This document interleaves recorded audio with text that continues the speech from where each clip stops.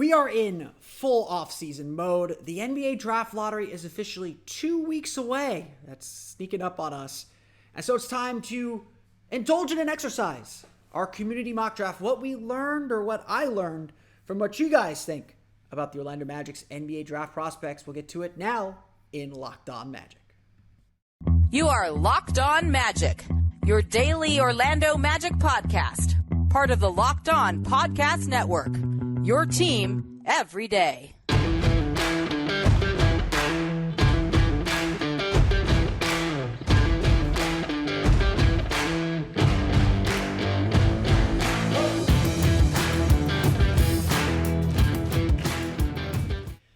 And you are indeed Locked On Magic. Today is May 9th, 2023. My name is Philip Rossman. I'm the expert insight editor over at OrlandoMagicDaily.com. You can follow me on Twitter at PhilipRR_OMD. On today's episode of Locked On Magic, we're going to go over the results of our community mock draft. I'll explain what I did and sort of the things that I've gathered from what you guys think about this NBA draft class and what the Magic might do. We'll get into all that coming up here in just a moment. But first, we want to thank you again for making Locked On Magic part of your day every day, no matter when you listen to us, whether it's first thing in the morning, whether it's right when we upload. We truly appreciate you making Locked On Magic part of your day every day. Remember, there's great Locked On podcasts covering every single team in the NBA. Just search for Locked On and the team you're looking for, the Locked On Podcast Network. It's your team every day.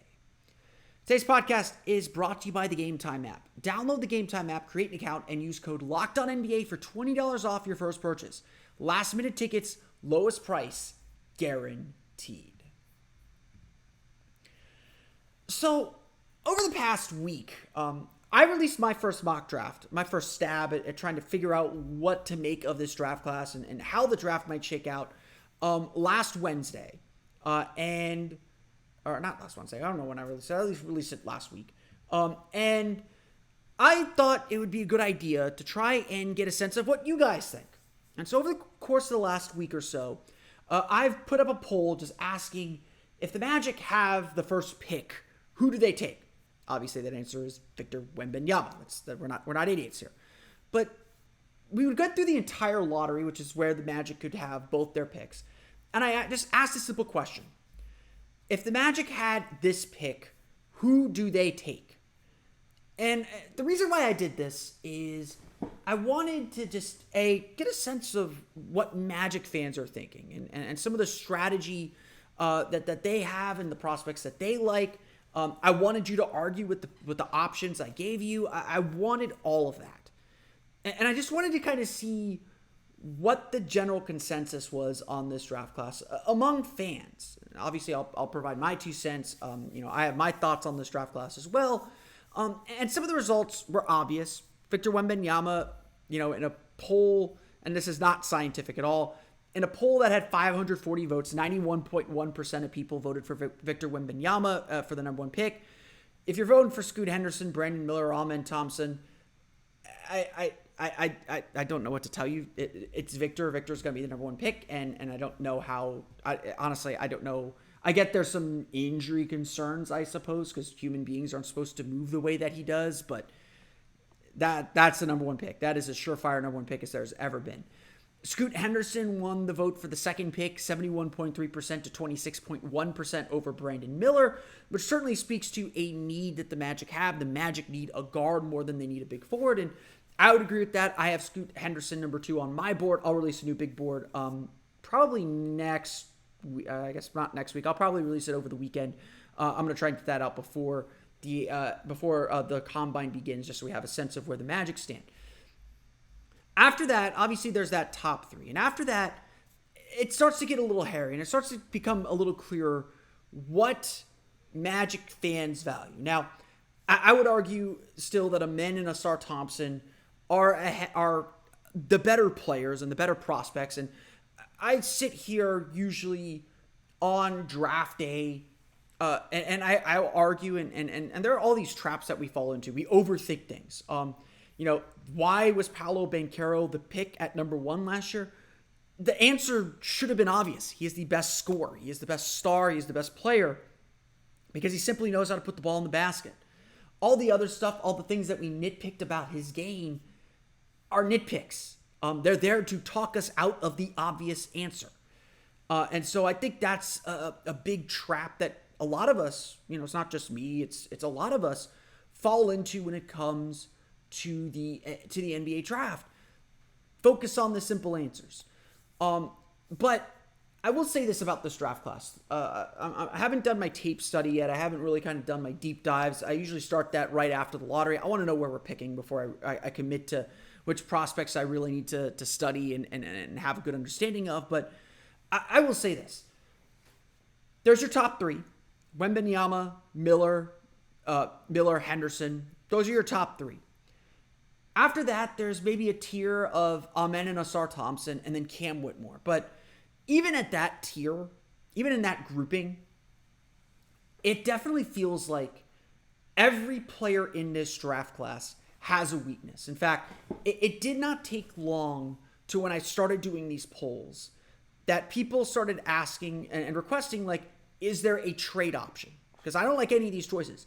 Is there a trade option? I think the first time I got that was at pick 5, which is right before where the Magic are slated to pick. And I explained to them, look, the purpose of this exercise is not to predict trades or guess about trades. The purpose of this exercise is essentially to rank prospects, to play the hypothetical. If the Magic pick here and these players are off the board, who are you taking? That was the purpose of this project. It is not to predict trades. It's not to say, oh, well, this team wants to jump up here. I don't like playing that game. The permutations get too deep. At this point, I just want to rank the prospects. I want to have a better understanding of who we're drafting and what the Magic, what anyone is really targeting. And as I've studied this draft class, it does feel like every player outside of that top three, but even to some extent, some of the players in that top three, has this fatal weakness. Look, Amen and Asar Thompson and Cam Whitmore do have star potential. That is why they're in a tier above a lot of these other guys. They have star potential. They are good enough to potentially be all-stars in this league. But there's also a decent chance that they will bust. In my first mock draft, I had Amen Thompson falling. And some of that is positional needs, like Portland doesn't need another guard. I had Orlando pass on Amen Thompson because they don't want another guard who can't shoot. They're thinking a little bit more win now, perhaps. Again, maybe you got to think the simple things. He is super talented. He's super good at getting to the basket. You worry about some of that stuff later and you solve your shooting problems somewhere else. That's the subject of tomorrow's podcast. But they have fatal flaws. I like Asar Thompson over Amen Thompson, even though I think Amen Thompson has higher upside because Asar is a better shooter. I don't like Cam Whitmore. Cam Whitmore is the one who dropped, and someone always drops in these mock drafts, and that's fine for this exercise. I'm not saying, I'm going to refine my mock drafts. We'll go over that as we get closer to the draft.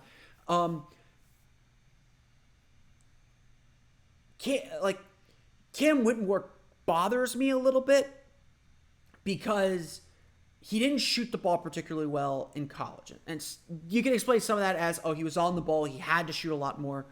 He was also a 70% free throw shooter. And that concerns me because you listen to all the NBA scouts and all the NBA like kind of stat people who study the draft. They say there is no better predictor of NBA three-point success than free throw shooting. This is actually a reason why you like Jordan Hawkins a lot more, perhaps even more than Grady Dick. We're going to get to Grady Dick here in a minute. This is the Cam Whitmore thing is very much the thing that you get to with every single one of these prospects, where you can clearly see the skill. It's not like this draft doesn't have talent. You can clearly see the skill. This draft has talent. It has guys who can contribute. They're going to be good NBA players coming out of this draft.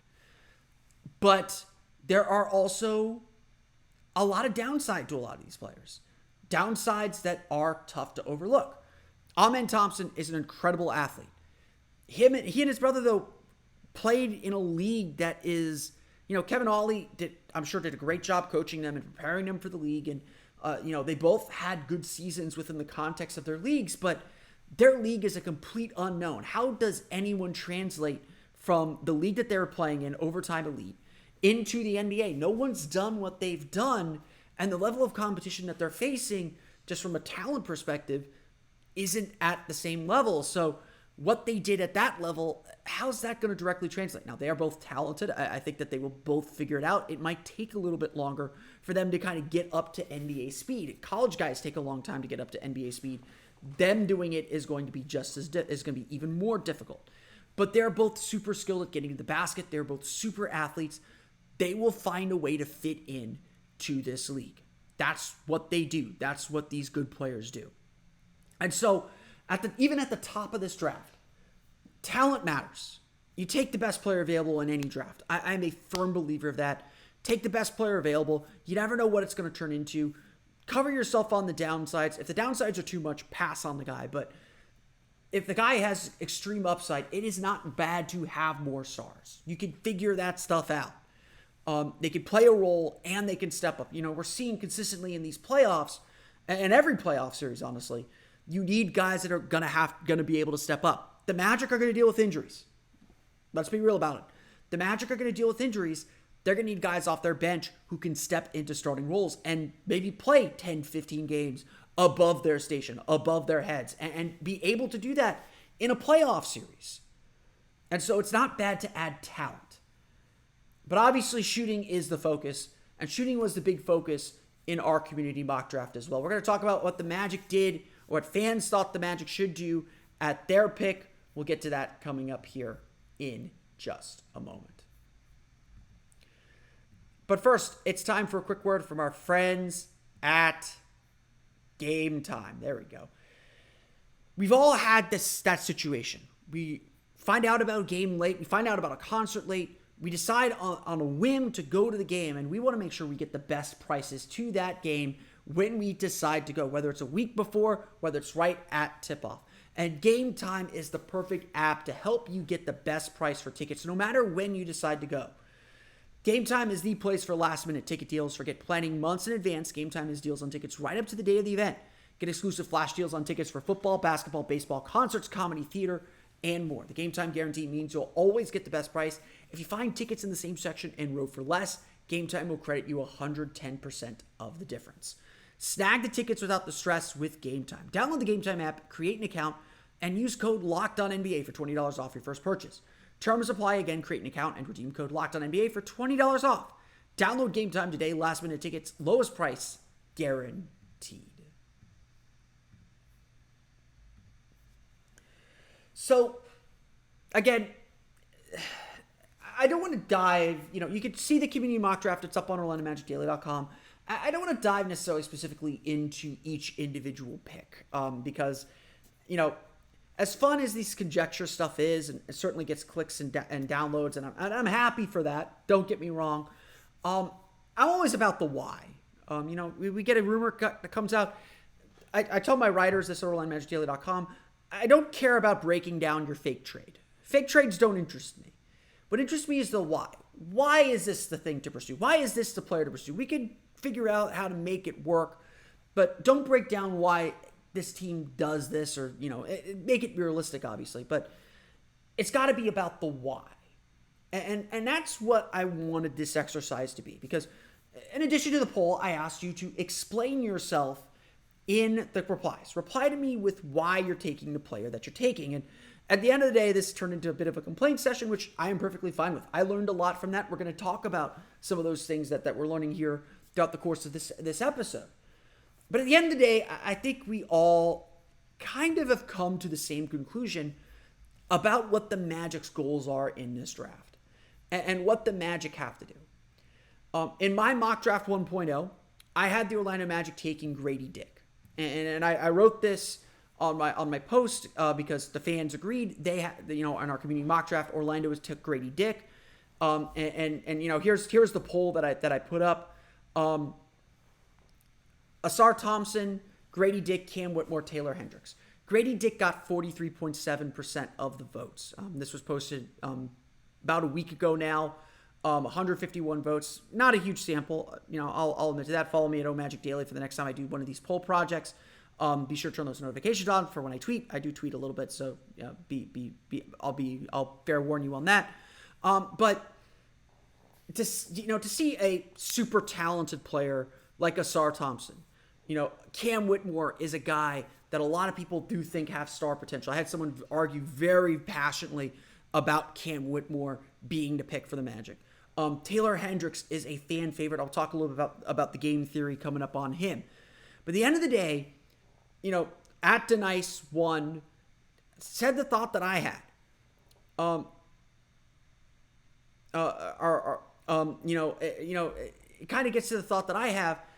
We know this team needs shooting. Now, I'll get to what Denice one said later on, talk a little about the game theory of this draft, but at the end of the day, I think most fans understand the Magic needs shooting. We're going to spend a podcast tomorrow talking about the Magic shooting needs. It's that important. I've sat here and said on this podcast that my goal for the Orlando Magic, regardless of anything that happens on the draft, trade, draft, whatever, the Magic need to come away with some shooting. They need a shooter out of this draft. They need to, June 22nd hits. I need to feel comfortable that the Magic have added a shooter to their fold. And so when I was doing my original mock draft, I was getting ready to take Jarris Walker or Taylor Hendricks because knowing that, I'm a big Jordan Hawkins guy. Jordan Hawkins would probably be available at 12. If anything, I would rig it for that just to make my point. But I knew I'd have either him or Keontae George, maybe even Jet Howard. I don't think Jet Howard's the guy at 12. But I knew I would be able to get a pretty good shooter later on in the draft with that second pick. That second pick gives a lot of power. But at the end of the day, I just kind of sat there and I said to myself the same thing that I said at the top of the show. Don't overthink this. Don't get caught up in this spiral of if then. You know what you have to do. If Grady Dick's the best shooter in this draft, and a lot of people would probably say he is, just get him. And if you get two shooters, if you add another shooting guard, good. That's kind of how I felt. Now, in my mock draft 1.0, I took Bryce Sensabaugh with that second pick over Jordan Hawkins because I was like, I have Grady Dick. Sensabaugh gives me a little bit of upside. He's a decent shooter as well. I felt pretty comfortable with that. Some people don't like Bryce Sensabaugh. Needs a lot of work defensively. I'm not going to sit here and deny that. My first run through of the mock draft, I'm literally going to start fresh on this after the lottery.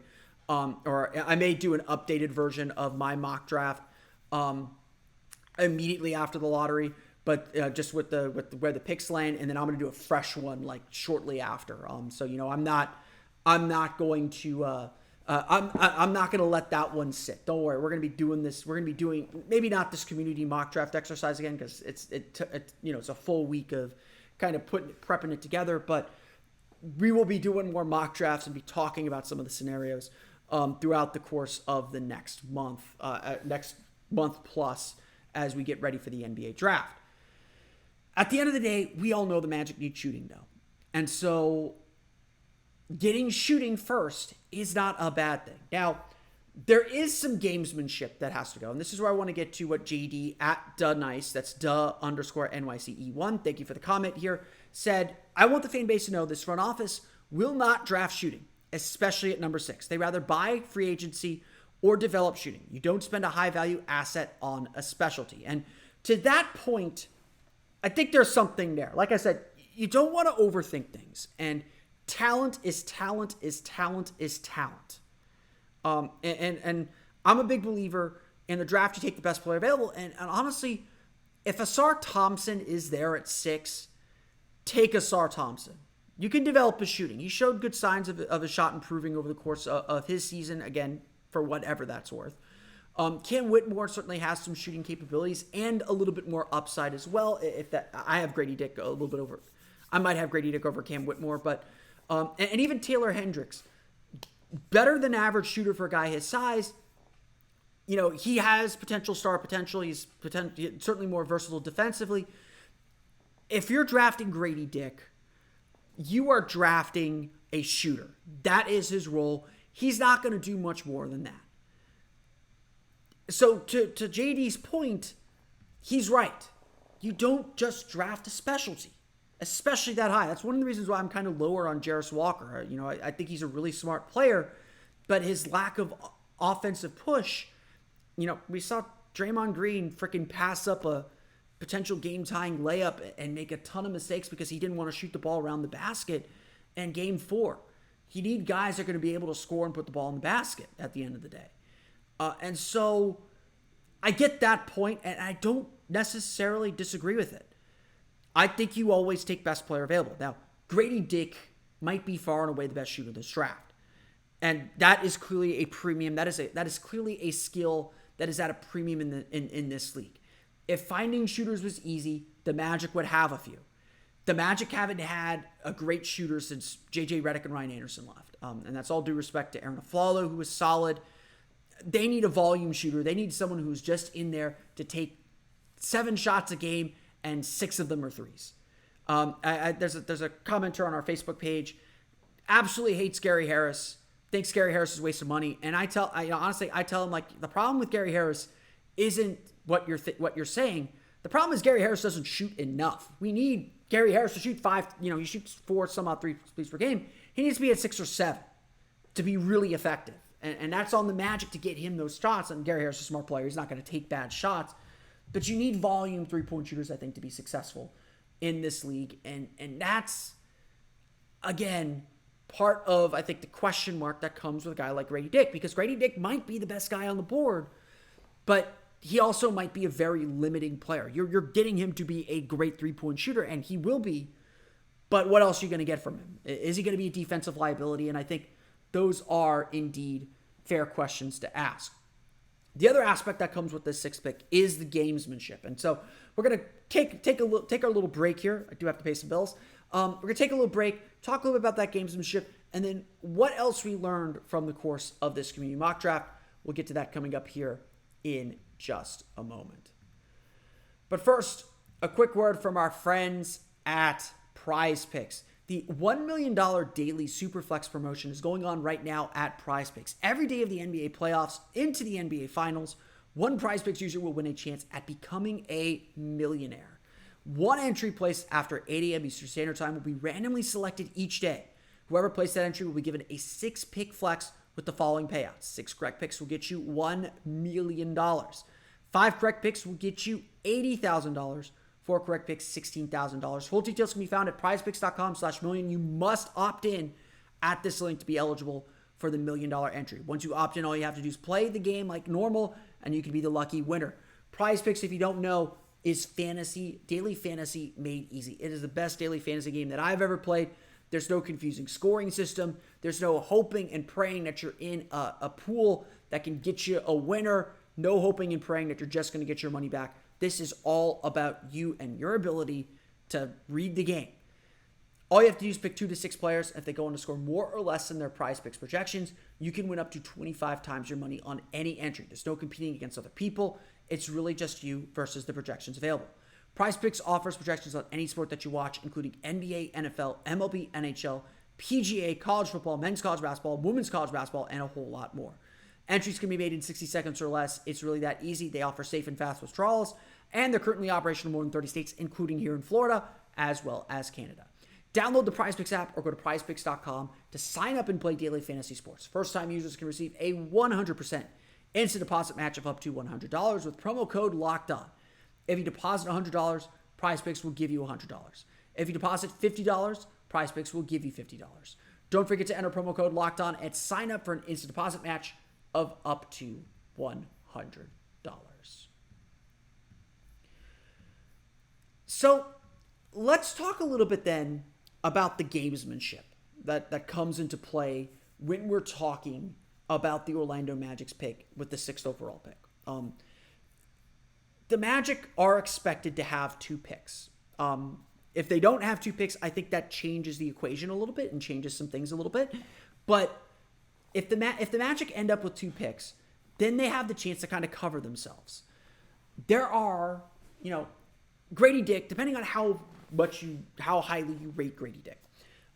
Grady Dick is kind of alone in this middle portion of the draft among shooters. The run on shooters is going to come around the point where the Magic are picking at 11th, you got Keontae George of Baylor. You got Jordan Hawkins of UConn. You got Bryce Sensabaugh of Ohio State, as well as Lake Highland Prep, go Highlanders. You've got guys who can put the ball in the basket and shoot a little bit later on in the draft. Now, I'm not a proponent of waiting. I am not a proponent on banking on that happening. Certainly, you have some intel. You kind of have an idea of where guys are going to go, which teams are looking to move up, which teams are looking to move down, what you're going to need to do to make sure you get your guy. Honestly, that's the most important thing. I'm a Jordan Hawkins guy. I'm confident the Magic can get Jordan Hawkins at 11. I don't care if that's where he's slotted or not. Take your guy. You'll hear me say this throughout the course of our draft process. Talent should win out. Take the best player available. But also take your guy. Don't worry about draft boards. Don't worry about anything else. If you've identified a player that's going to help you win, if you got to move up to get him, move up to get him. Again, I'm very serious about that. That is kind of my philosophy, and I'm prepping myself for the Locked On mock draft. I'm prepping myself to be very active. I'm going to make sure I get my guy. That might be Jordan Hawkins. For a lot of Magic fans, that's Taylor Hendricks. I've talked to a lot of fans, a lot of my followers, who very much believe Taylor Hendricks is the backup forward that we talked about from yesterday to help this team. Hendricks went to UCF, had a fantastic season, a little bit limited off the bounce, great straight line drive, great in the dunker spot, great around the basket, capable three-point shooter, excellent shot blocker. I still think he can improve as a defender, but all the pieces, it's still very raw, but all the pieces are there. It's very strange that there's a UCF player who's going to go in the top 10 in this draft, but Taylor Hendricks will not be there at 11. Dallas will certainly snap him up at 10 at 9.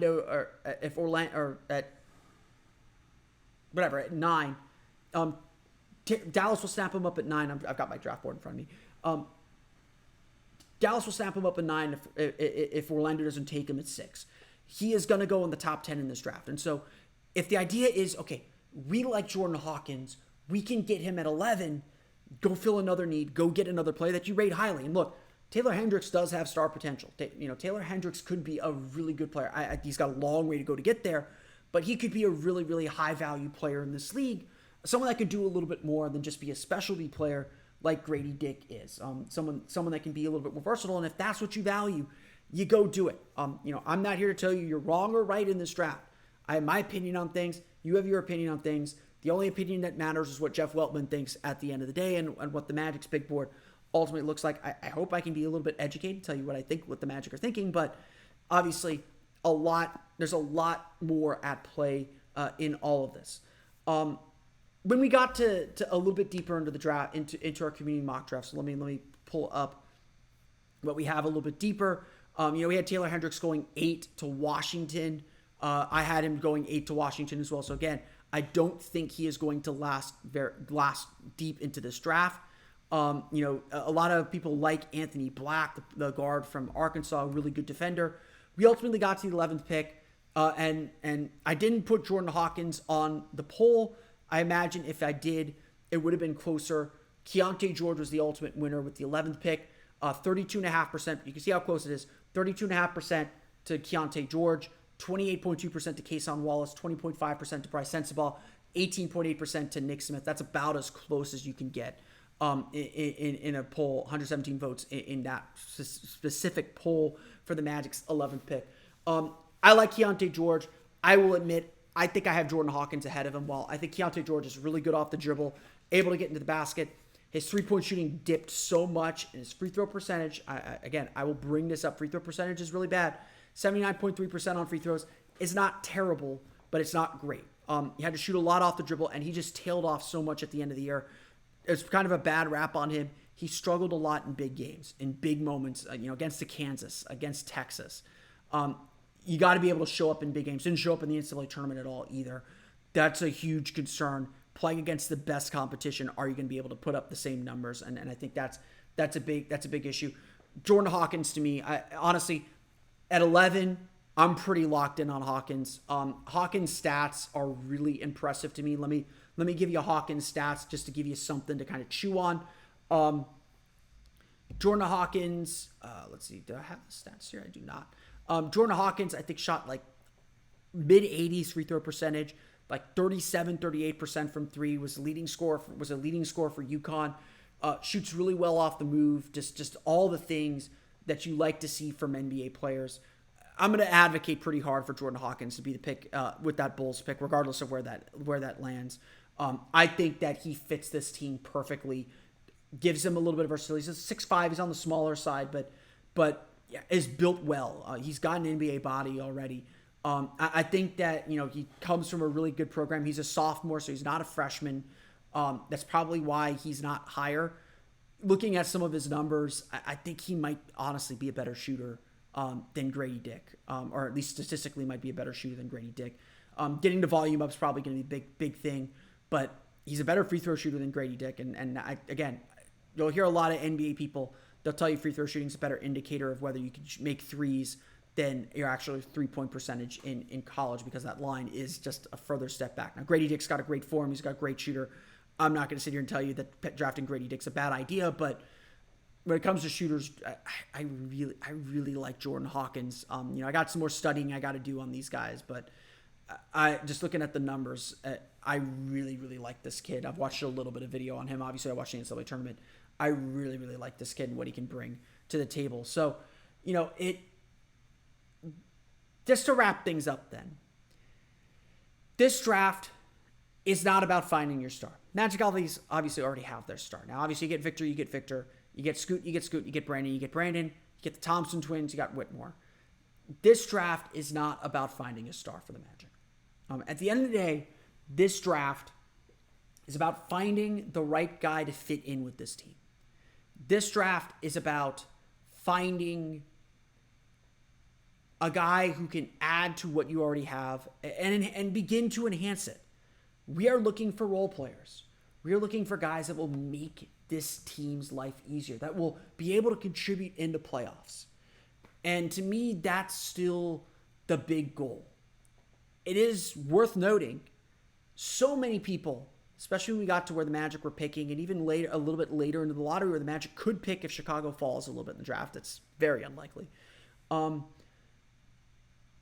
It got to a point where people very vociferously and consistently said, I don't like any of these options, we should trade the pick. And I would say that is part of the story of this draft. It's going to be tough to move up, because I think about where the Magic are going to pick with the Bulls pick, that's where this draft really falls off. I talked about a big gap between the top three and the next three, and a fairly sizable gap between the next three and maybe the next 6, 7, 8 prospects. There is a big gap after where the Magic are picking. So trading back, I don't think is an option. I don't think there's really anyone outside my top like 14, 15 guys that I'm interested in at all. You could convince me to be interested in Derek Lively. That's about it. Gigi Jackson's an interesting energy guy. There are some interesting players, but you're talking about big time development projects. The Magic are not doing a big time development project right now. They need guys who are going to produce and help this team win, because they are ready to do so. That's our community mock draft. You can see the whole article up on OrlandoMagicDaily.com. We're going to talk about shooting on tomorrow's episode of Locked On Magic. So if you're one of my everydayers, be sure to tune in tomorrow. If you're not one of my everydayers, be sure to tune in tomorrow. We're going to talk about the Magic shooting options, from the draft to free agency and a whole lot more. It's obviously the big need for this team. We're going to get to all of it on tomorrow's episode of Locked On Magic. But that's going to do it for me today. I want to thank you all again for listening to today's episode of Locked On Magic. Of course, follow me on Twitter at PhilipRR_OMD. Subscribe to the podcast and Apple Podcasts, Stitcher, TuneIn, Himalaya, Google Play, Spotify, Odyssey, and all the fun places to all the podcasts to your podcast-enabled listening device. For latest on the Orlando Magic, be sure to check out OrlandoMagicDaily.com. You can follow us there on Twitter at OMagicDaily.